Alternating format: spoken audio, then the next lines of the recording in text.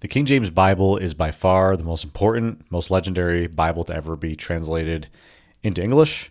And because of that, there are so many myths and legends and lores surrounding the King James Bible. I thought it'd be fun to make a video just kind of looking at them, refuting them, seeing if I can explain some of them to you. So, first myth is the King James Bible was written into Old English. And this myth comes from people not really understanding the history of the English language.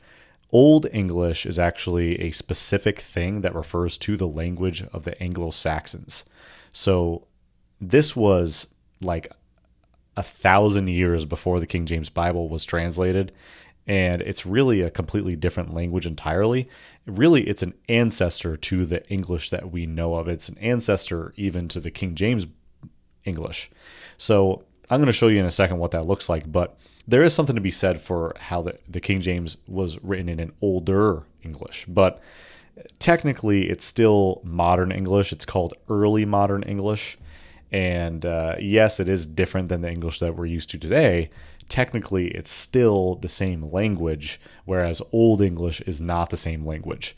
And there's some disagreement and debate as to like what kind of early modern English the King James Bible was translated in. People will say, "Oh, it's late Elizabethan English.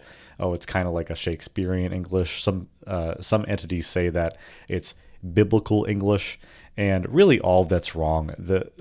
The King James translators were definitely innovating a little bit with the English language. They kind of stretched it to see what they could do with it, and this was the first time the English language was really being used in this way. So there isn't really like a form of English. It's just what I always say is it's the language of 1611, but a sort of elevated, formal version of it. It's definitely not Old English. And just to show you, here's the Lord's Prayer in the King James, and many people will recognize this. It's one of the most beautiful passages in the English canon whatsoever, in my opinion.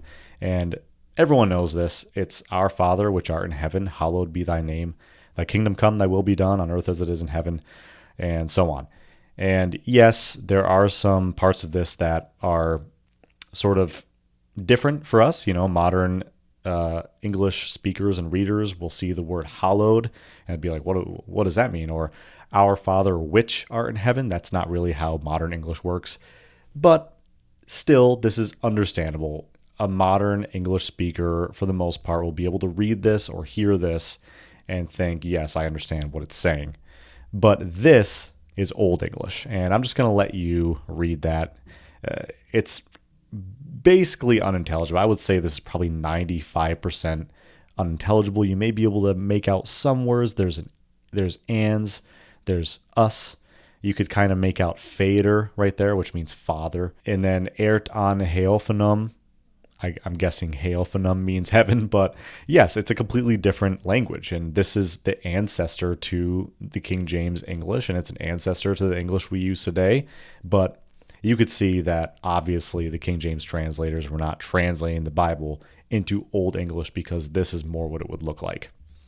Myth number 2 is the King James is the most literal translation of the Bible. And this is one that you'll see from people who prefer the King James or think that, you know, it's the best translation that we have. And there's still a ton of people who think that, but it's really just not true. I mean, there are translations of the Bible today that are way more literal than the King James. And if you open up a Greek and English interlinear, you will see that if the King James was the most literal translation of the Bible, then it really wouldn't even make any sense. And there really isn't any such thing as the most literal possible translation of the Bible. Like, you can only be so literal into English, from Greek into English, or from Hebrew into English, before it just stops being like proper English, right? Because the languages work completely differently. But just to show you, here is something called the Young's Literal Translation. And a lot of people like this translation just to kind of like see what a more literal rendering of the Bible would be. And it's an older translation. I think it came out in the 19th century. But I found this passage, Matthew 4:3, and the tempter, having come to him, said, If son thou art of God, speak, that these stones may become loaves. So obviously that's a little bit clunky. That's not really how we talk in English, but it's in the name Young's literal translation. They're trying to stay as close to the original Greek as possible in the syntax and in the word forms that they use. And if you look at the Greek, here's an underlined phrase right here. E ios e tu theou. E ios is if son, basically. E tu theou, thou art of God. That is like the exact order, basically the lexical equivalence that you would see in an interlinear. It's very, very close to the original. If you look at the King James here, and I read it out loud, you'll see that it's completely different. It says, "And when the tempter came to him, he said, If thou be the Son of God, command that these stones be made bread." So still pretty literal, but the phrase, "If thou be the Son of God, command," that's much closer to what we would understand to be English. And yes, the King James translators looked at this and said, yes, we could say, "If son thou be of God." But they said, well, even now in 1611, that's not how we talk. That's not how we write things. So it would make more sense if we ordered this in this way: "If thou be the Son of God," because in 1611, the grammar of English was beginning to kind of lock in this syntactical rule that first is a subject and then the verb. If thou, subject, be, verb. And that's kind of how English works today. And that's why the King James Bible has such literary beauty and flows so nicely, is because King James translators made decisions like that because they wanted to balance literary beauty and the integrity of the English language while also staying close to the Greek and Hebrew, much like translations like the CSB do today, or the ESV, where the ESV says we're essentially literal, or the CSB says that they try to get this balance. That's exactly what the King James Bible is doing. Now, I'm not saying that the King James translators weren't trying to be literal. This is a very literal translation of the Bible. It's definitely like further on the formal equivalent end of the spectrum as far as Bible translations go, but it's certainly not as literal as it possibly could be. Okay, myth number 3 is that the King James Bible was translated from the Latin Vulgate. And this is kind of more of a fringe thing that you see on X or on YouTube or in some corners of the internet, but I hear it enough to where I figured I would talk about it. And while, yes, the King James Bible was influenced by the Vulgate, and the King James translators did use the Latin Vulgate in certain ways we'll get to in a minute, it's not true that it was translated from the Latin Vulgate. The King James translators were clear in the translator's preface to the reader and in this title page here from the 1611 facsimile, newly translated out of the original tongues and with the former translations diligently compared and revised by His Majesty's special commandment. And what they're saying here is the Greek and Hebrew was their source text. They had access to very complete editions of the Greek and very complete editions of the Hebrew. And yes, there were gaps in their knowledge, and there were kind of very difficult parts of those editions. And that's where they pulled out the Latin Vulgate or the Septuagint or earlier English editions, and they compared. And the Latin Vulgate was very influential on the King James, and I'll tell you exactly how that is right here, and that is when Greek and Hebrew was unclear. And I'll tell you, even today, the most cutting-edge, most scholarly translations, even the NRSV or the NRSVUE or the ESV, the most academic translations of the Bible, they still do this. They have to use ancient translations of the Bible to fill gaps in our knowledge of the history, of the ancient languages themselves, of the context. They have to lean on these because there are some places where the best versions of the Greek and Hebrew we have are unclear. So they look to these ancient translations because they're further back and they're closer to when the originals were written.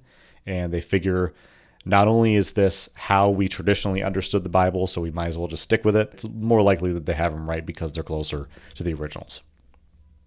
And then indirectly through English translations, the Tyndale translation was translated pretty much directly from the Latin Vulgate. So a lot of the kind of phrases and idioms that were used by William Tyndale carried itself over into the King James. Of course, they were working directly from the Greek and Hebrew, but they still wanted to stick closely to that because the Tyndale and the Coverdale and the Matthew's Bible and the Bishop's Bible and the Geneva Bible, these translations were influenced by the Tyndale. So, the Latin Vulgate, of course, had indirect influence through that.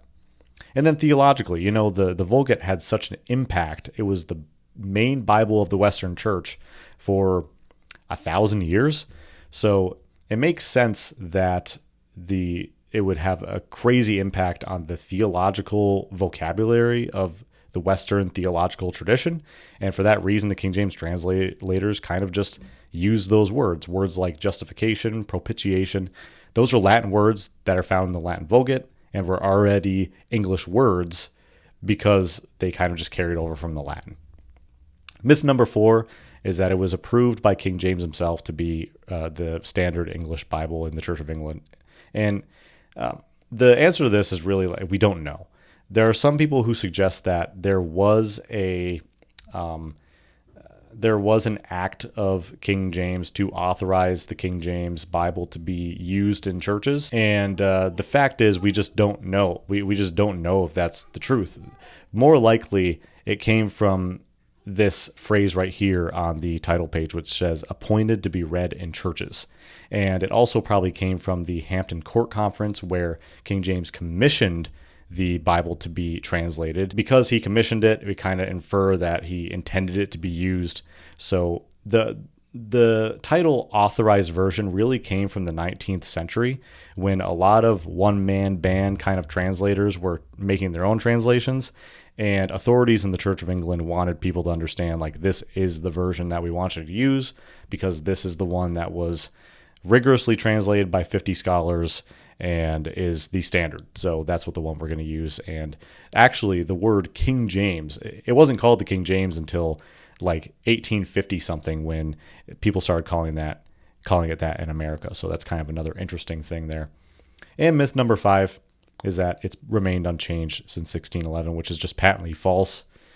Even the editions that we have today are based on the Cambridge text, which is I think it's 1769. That's the text that most editions are made in today. And before that, there were 5 or 6 different editions of the text. The 1611, if I actually pulled it out, the spelling would be totally different because the way we spelled words are different.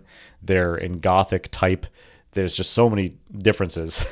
And for the most part, it's the same text with just some corrections, translation, improvements, spellings, typos, stuff like that. But all right, there is 5 myths for you about the King James. I hope you enjoyed, and have yourself a wonderful day.